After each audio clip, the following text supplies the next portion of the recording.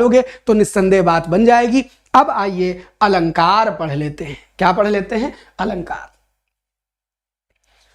बच्चा ये हमको एक्सेप्ट नहीं है कोई हमसे कहे आगे कराओ, हम पढ़ाएंगे, फिर हमारा गाने का मन कर जाएगा तो हम गाएंगे। तुम्हारे लिए गा रहे हैं, हम गा नहीं रहे हैं। जितने बोल गए ना, अगर तुमने कान बंद कर लिए होंगे तो तुम्हारे दुर्भाग्य। जितने अभी हम गा गा के बोल गए हैं, अगर तुमने रस से सुन लिए होते तो याद न करने पड़ते, परीक्षा में आते कूद के कहता कि हम हैं वात्सल्य। लेकिन तुमको लगता है मास्टर साहब तो गा रहे हैं, इतना आनंद आ रहा है, तब तो ये पढ़ाई नहीं चल रही है। हमारी क्लास में कंफ्यूज हो जाते हैं स्टूडेंट, उनको मजा आने लगता है, उनको लगता है मास्टर पढ़ा नहीं रहा है, इसमें तो मजा आ रहा है, इसमें तो टेंशन होनी चाहिए थी। भैया हम मजे मजे में खोपड़ी खोल के कंसेप्ट धर देते हैं। अगर तुमको लगे मास्टर साहब आनंद में गा रहे हैं तो समझ लेना तुम्हारी खोपड़ी के अंदर क्वेश्चन जा रहे हैं। ये ना समझना मजा आ रहा है तो पढ़ाई नहीं है। दुनिया के यहां मजा और पढ़ाई अलग होती है, हमारे यहां मजा ही पढ़ाई है। बात समझो? हाँ टेंशन लेके नहीं पढ़ाते हम जो गाए वो गाए नहीं, वो सब एग्जाम्पल दिए। एक बार पलट के सुन लेना, ये सब परीक्षा के एग्जाम्पल हैं। हाँ एग्जाम्पल पढ़ाई है। हाँ ठीक। हाँ चलिए आगे बढ़ते हैं। अब बच्चा अब अलंकार खत्म करेंगे तब जाएंगे 20 सवाल अलंकारों को बनाए, बेसिक अलंकारों सीख लो तब जाओ। अलंकार क्या होता है? अलम करोति, अलम करोति जो सजाता है उसको अलंकार कहते हैं। अलम करोति जो सजाता है, अलम माने थोड़ा भी होता है, नहीं ज्यादा, अलम माने पर्याप्त भी होता है। अलम माने पर्याप्त होता है। तो अलम क्या है? अलम है भैया हमारा एआई होने के लिए विद्वान तो होना पड़ेगा। उत्कृष्ट बाबू तो हैरत बिल्कुल मत करिए ठीक। तो सुनो अलम क्या होता है? अलम होता है सजावट करना, सजाना, गहना सजाना। ठीक है। हाँ तो अलम करोति माने सजावट, सजावट करने वाला। तो शब्दों की सजावट अलंकार को देख करके, हाँ सजावट, सजावट का मतलब क्या हुआ? सजावट का बेसिक सा मतलब हुआ कि जब आपने कोई शब्द कहा और वो सुंदर लग जाए तो उसी को बोल देते हैं हाँ सजावट। सजावट बात समझ गए? आइए आगे बढ़ते हैं। तो रुको रुको यार। तो अलंकार में 2-4 सवाल पूछ ले जितने तुम जानते हो, उसके बाद बेसिक कंसेप्ट पढ़ा देते हैं। मुदित मनोहर मानस देखा, इस पंक्ति में कौन सा अलंकार है? मुदित मनोहर मानस देखा, इस पंक्ति में कौन सा अलंकार है?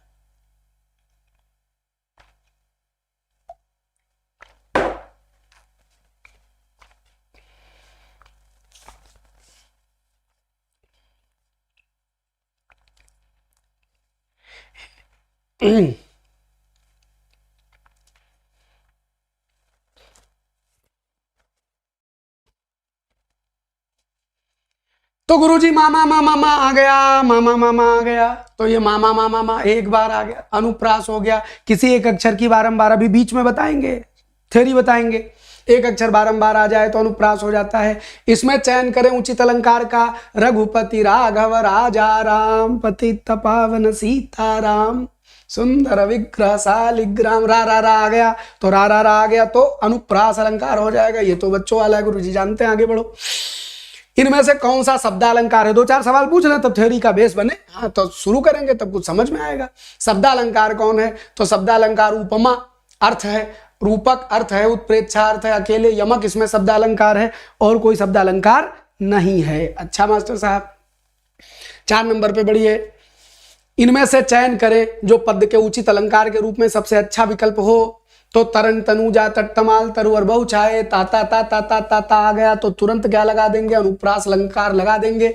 यहीं पर एक कंसेप्ट सीख लीजिए इसी सवाल का, उसके बाद बेसिक्स पढ़ाएंगे। सुनो, क्या अगर ये कहीं पूरा लिख दिया जाए,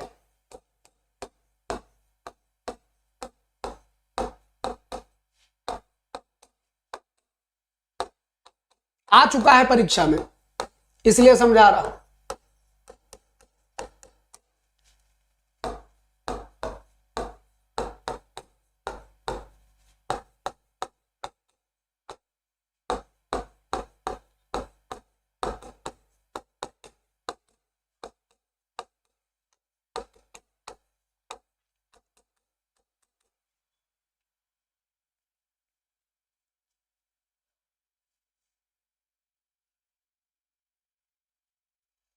ठीक।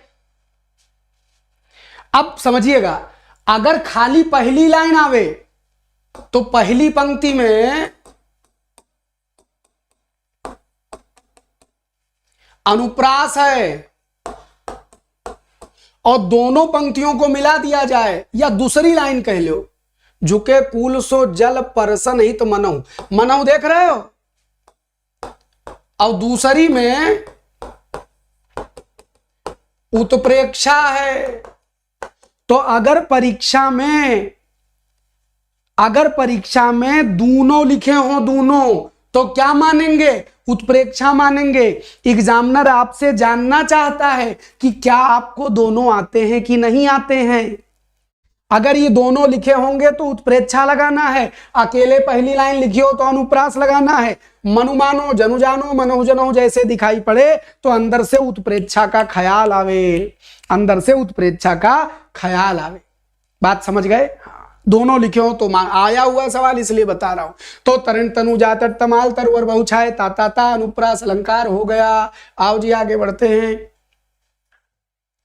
जहां उपमेय में उपमान की संभावना, प्रोबेबिलिटी, पॉसिबिलिटी, विशेष दृष्टि देखी जाए तो वहां कौन सा अलंकार होता है? वहां अलंकार होता है। आज अभी ठीक कर देंगे बच्चा, पहले बेसिक से सवाल जितने आपको आते हैं उतने बना दे, कंसेप्ट हम ठीक कर देंगे, आपका चिंता काहे करते। उत्प्रेक्षा, उत्प्रेक्षा शब्द बना है उत प्रा और इच्छा से। हर जगह संधि काम आती है, शब्दों का तोड़ना हर जगह काम आता है। उत माने ऊपर, प्रा माने विशेष, इच्छा माने नजर, दृष्टि। किसी चीज को थोड़ा एलिवेट करके अलग नजरिए से देखना, अलग नजरिए से। जैसे कहीं स्विमिंग पूल में नहाए रहे और गुरुजी नहाते नहाते क्या हुआ, कहीं वो आ गया भूकंप। तो भूकंप में क्या हुआ कि स्विमिंग पूल की जो वो पानी था वो उछलने लगा, इस तरह उछलने लगा मानो सुनामी आ गई, इस तरह उछलने लगा मानो सुनामी आ गई। तो बच्चा अगर माने की सुनामी आ गई तो मानने में क्या हो जाएगा? हुआ नहीं है, उस पानी के लहरों को आपने एक अलग नजरिए से देखा। उत प्र इच्छा, तो उसको बोल देंगे उत्प्रेक्षा। पीछे तुमने कहा झुके कूल सो जल परसन हित मनो सुआए, मानो वो पानी को छू लेना चाहते हो, ये तुम्हारी विशेष दृष्टि है। वो झुके खड़े, इसमें कोई दिक्कत नहीं, लेकिन तुम अपने नजरिए को थोड़ा विशेष करके, थोड़ा ऊपर एलिवेट करके देखते हो तो उसी को उत्प्रेक्षा कह देते हैं। इसी को कहते हैं उपमेय में उपमान की संभावना। बात समझ गए? आगे बढ़ते। मैया मैं तो चंद्र खिलौना लई हूं। मास्टर साहब इसमें रस तो वो वात्सल्य है, लेकिन अलंकार क्या है तो सुनो। अगर किसी एक उपमेय को दूसरे उपमान का रूप दे दिया जाए, रूप दे दिया जाए, चंद्रमा को ही डायरेक्ट खिलौना कह दिया जाए, खिलौने को डायरेक्ट चंद्रमा कह दिया जाए, तो तुरंत समझ जाइएगा कि यहां रूप देने से रूपक अलंकार हो गया। गुरुजी उपमा और रूपक का बेसिक डिफरेंस बता दीजिए। मान लो आप हमसे पढ़ने आए और वो दिन हम बिना नहाए ऐसे, हाँ, बाल उलझे उलझे ऐसे खड़े हैं और पढ़ाए रहे हैं, तो किसी के मन में आवे गुरुजी आज तब राक्षस, ये तुम कहोगे नहीं, हम अपने मन से कह रहे हैं, सुन लो खाली, इस पर कोई कमेंट नहीं करना। गुरुजी आज तो राक्षस जैसे दिख रहे हैं, तो you have compared me with राक्षस। गुरुजी आज राक्षस जैसे दिख रहे हैं। अच्छा गुरुजी, और तुमने कहा आज जैसे दिख रहे हैं और हमारे बड़े बड़ी सींग निकल आवे, तो आप क्या? गुरुजी राक्षस हैं। तो जब गुरुजी डायरेक्ट राक्षस मान लिए गए तो रूपक हो जाएगा। जब तक कोई कंपैरेटिव एलिमेंट गुरुजी और राक्षस की तुलना करवाएगा, गुरुजी राक्षस के समान तो उपमा, गुरुजी राक्षस तो रूपक अलंकार। कौन? राक्षस का एक अर्थ रक्षा करने वाला भी होता है, चिंता मत करना, डरना मत।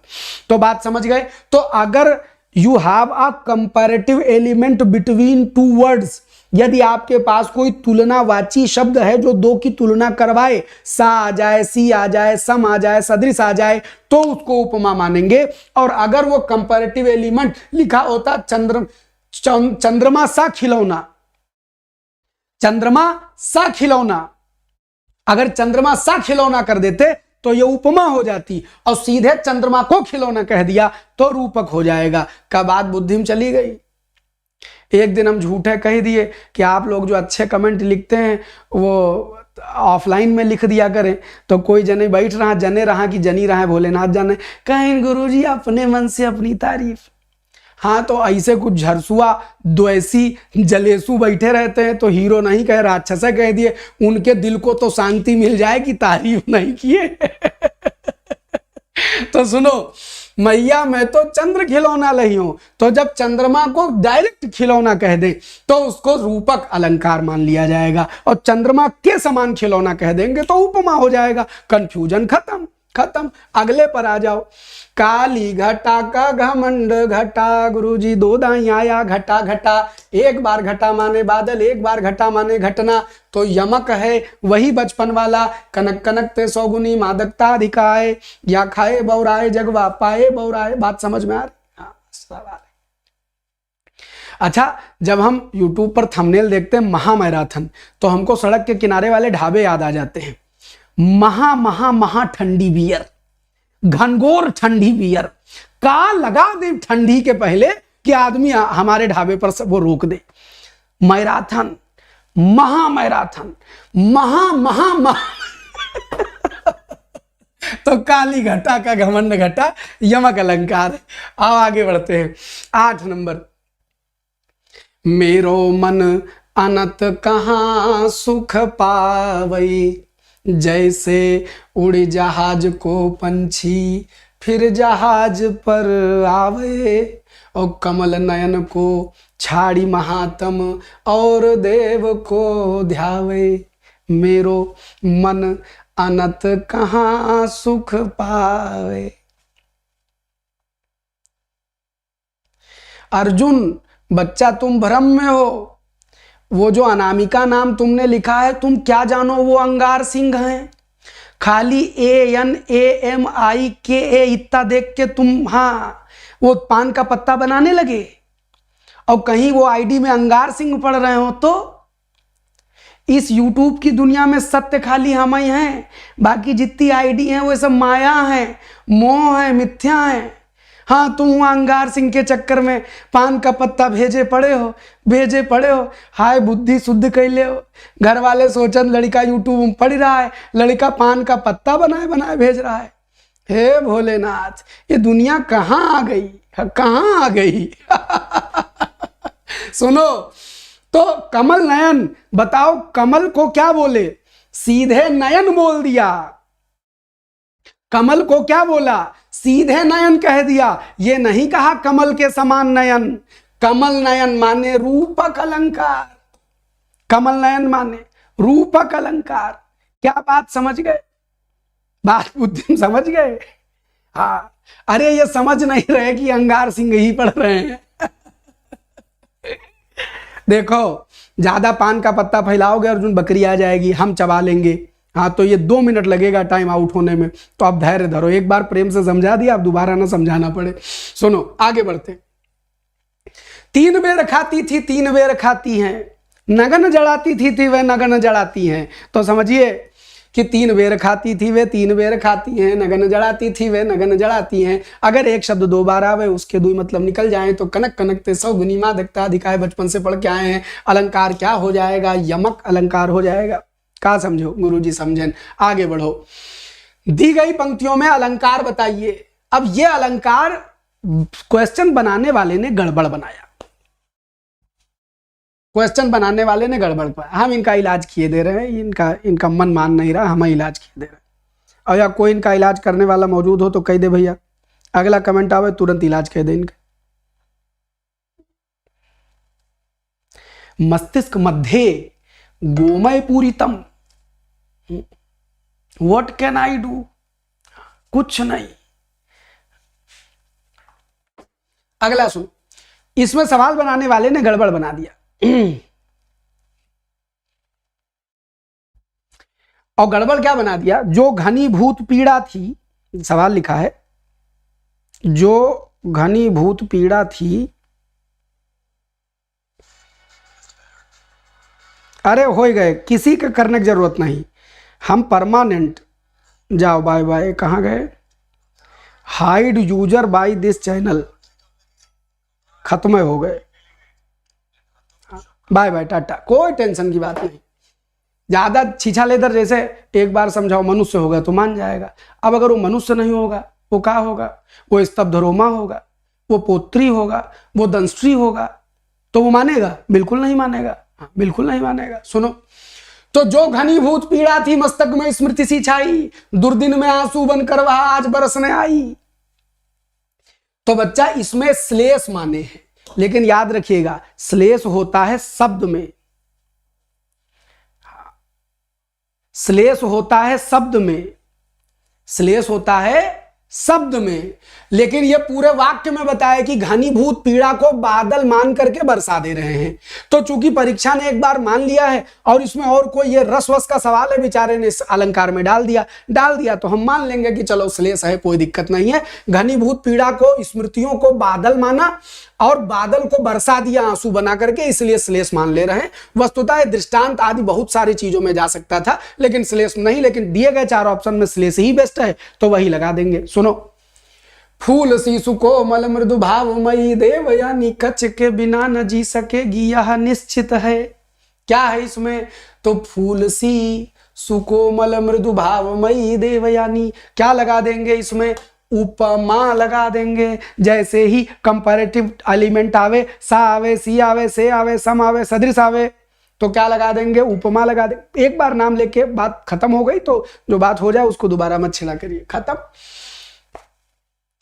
अब देखो, अब तो गुरुजी अंदर से निकल रहा है। सोहत ओढ़े पीतपट श्याम सलोने गात, मनहु नील मणि शैल पर आतप परो प्रभात रे तुलसो बिहारी, आतप परो प्रभात। गुरुजी छंद में तो दोहा है ये, और मनहु लिखा है तो उत्प्रेक्षा लगा दीजिएगा। मनुमानो जनु जानो, मनहु जनो आ जाए तो ठीक। आगे देखिए, बिना समझाए, हाँ, एक बार आप जैसे ही सुंदरकांड वाली कक्षाएं 4 या 6 देखते हैं, आपको ब्रज का, अवधि का, संस्कृत का अर्थ निकालने की प्रेरणा भीतर से होने लगेगी, अपने मन से आने लगेगा। हमारे यहाँ तरीका नहीं है, आपके अंदर का सॉफ्टवेयर अपडेशन हो जाता है। बस बच्चा 19-20 सवाल हैं, आओ खटखट कर लेते हैं। प्रश्न चिन्हों में उठी हैं भाग्य सागर की हिलोरें। भाग्य को सीधे सीधे सागर कह दिया गया, भाग्य को सागर का रूप दे दिया गया, गुरुजी को राक्षस कह दिया गया, और क्या कहते हैं, कमल को नयन कह दिया गया, चरण को कमल कह दिया गया। जब 2 कंपैरेटिव एलिमेंट बिना किसी कंपैरिजन के एक दूसरे से चिपक के आ जावे तो उसको रूप कर देना कहते हैं, अर्थात रूपक। आइए आगे बढ़ते हैं।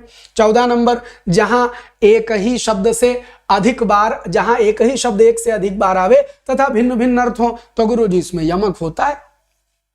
कनक कनकते सौगुनी, मादकता अधिकाय, या खाए बौराए जगवा पाए बौराए। अलंकार के मुख्यतः भेद कितने होते? तो सुनो बच्चा, यहां पर पहले निशान लगा लेते हैं, फिर समझा देते हैं। देखो, अलंकार के मुख्य भेद होते हैं शब्दालंकार और अर्थालंकार 2।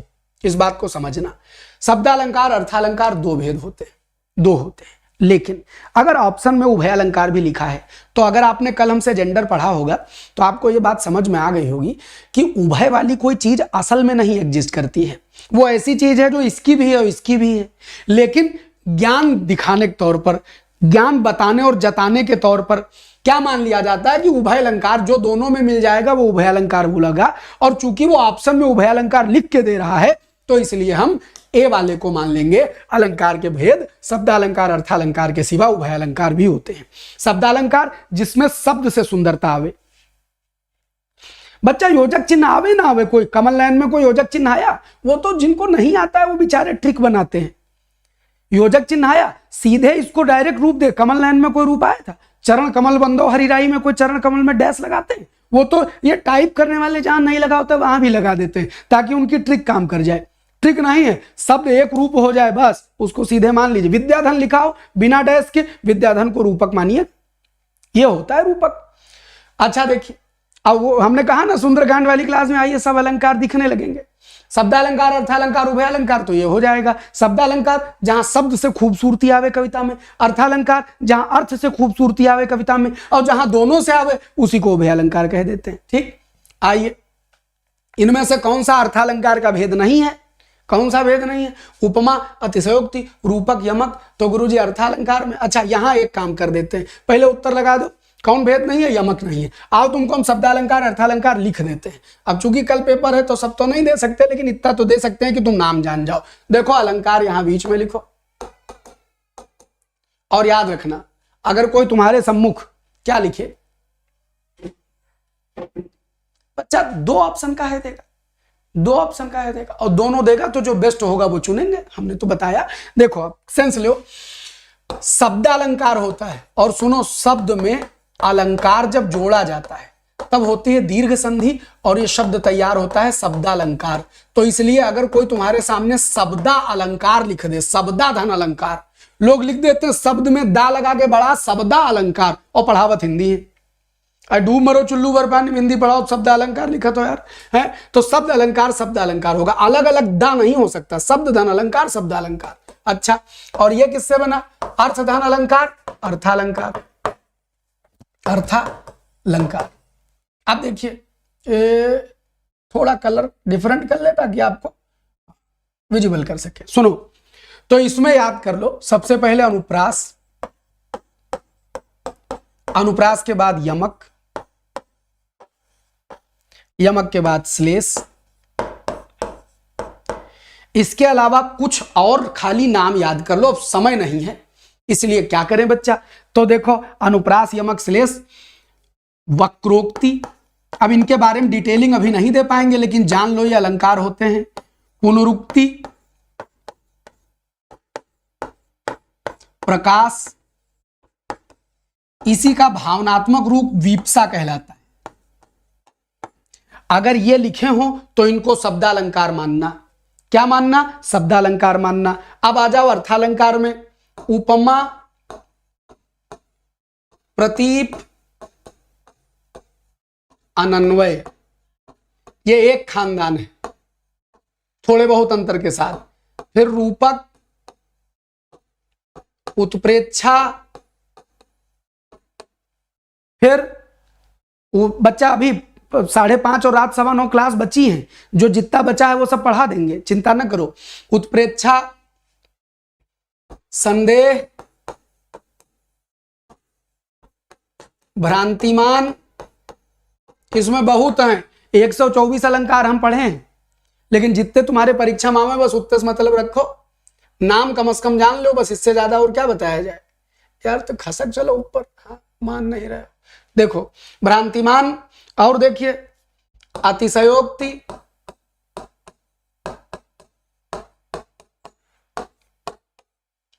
व्याज स्तुति,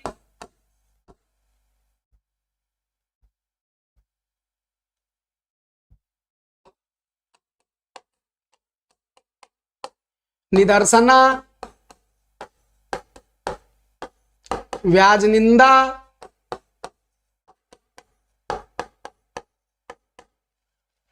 विरोधाभास,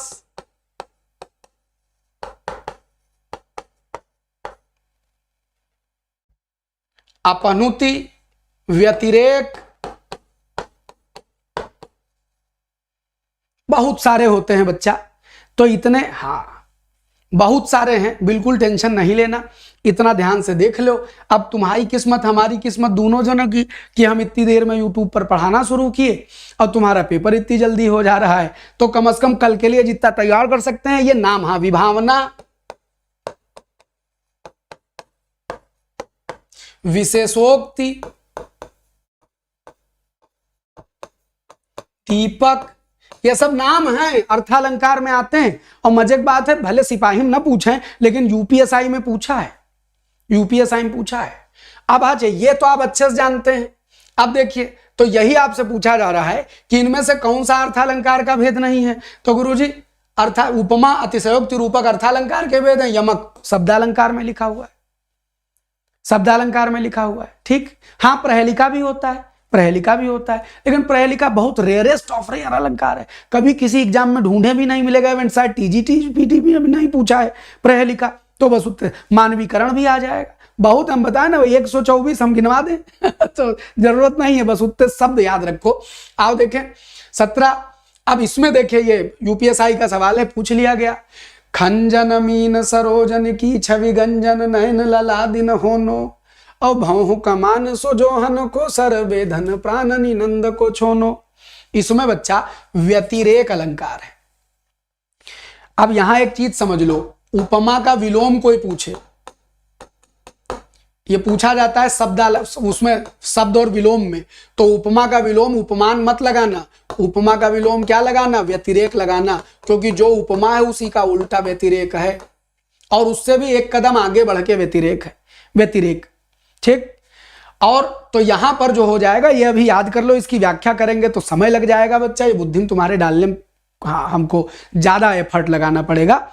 हाँ, तो इसलिए व्यतिरेक इसको याद कर लो, ये रिपीट कर जाए तो व्यतिरेक समझ लेना। भाव समझा देते हैं। भगवान श्री कृष्ण की आंखें खंजन, मछली और कमल से भी बढ़ करके हैं, और उससे बढ़ करके ऐसे हैं कि भगवान कृष्ण के पास 2 भौहें हैं, और ऐसा लगता है ये धनुष है, इसमें से वो तीर मार मार करके प्राण ले लेते हैं।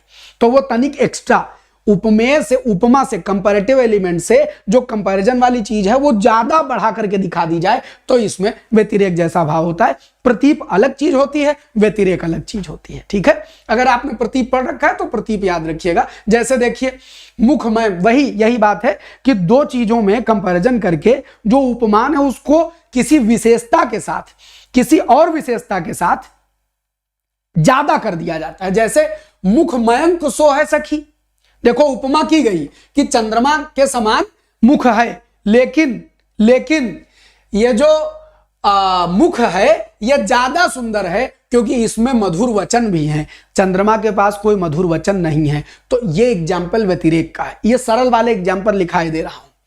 का सरिवर कहीं दे मयंकू, चांद कलंकी वह निकलंकू। क्या तुम्हारे मुख की तुलना मयंक माने हम चंद्रमा से दें? क्या दें?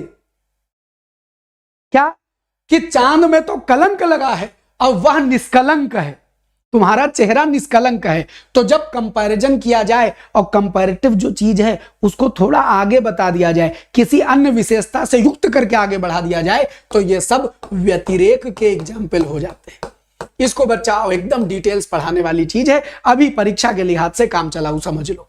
आओ जी, जहां अमानव में मानवीय गुणों का आरोपण हो वहां क्या माना जाता है? वहां दृष्टांत माना जाता है। तो उल्टा हो गया, मानवीकरण माना जाता है। निर्जीव चीज में जान डाल दे। अच्छा, बाबा जी को हमारा प्रणाम कहिएगा हर्ष। और सुनो, हमारी सुंदरकांड वाली क्लास खाली स्टूडेंट्स के लिए नहीं है, वो घर के परिवार के प्रत्येक सदस्य के लिए है। अपने बड़े बूढ़ों को, अपने रिश्तेदारों को, चाची मामी मौसी जे कोई हो, धार्मिक का आदमी हो, पढ़ाई लिखाई करता हो, सुंदरकांड आदि पढ़ता हो, उसको दो, कह दो सीखो, इसको सुना करिए तो सुंदरकांड पढ़ने में ज्यादा आनंद आएगा। तो जो स्तुति और सुंदरकांड की व्याख्या है वो सबके लिए है। और हमारे चैनल पर वो जब डेटा दिखाता है तो हमारे यहाँ अंडर 17 बच्चे भी हमसे पढ़ते हैं और 65+ वाले भी हमारी क्लास देखते हैं। इसीलिए सुंदरकांड की कक्षा में कभी लाइव आइए तो बहुत मर्यादित ढंग से, क्योंकि गुरु शिष्य का संबंध इस समय बूढ़े भी देख रहे होते हैं। बुजुर्ग लोग भी देखते हैं हमको। देख दशा रघुवीर की वृक्ष फूट फूट कर रोए, देख दशा रघुवीर की वृक्ष फूट फूट कर रोए। गुरुजी क्या वृक्ष फूट फूट करके रो सकते हैं? नहीं। तो निर्जीव को सजीव बना करके मानवीय प्रतिक्रियाओं का उसके ऊपर जोर डाल दिया गया, तो इसमें क्या हो जाएगा बच्चा? मानवीकरण अलंकार हो जाएगा। तो हम उम्मीद करते हैं कि आज हमने आपको रस, छंद और अलंकार को बड़े प्रेम से पढ़ा दिया, और यहां पर बात करते हैं खत्म। अभी 5:30 बजे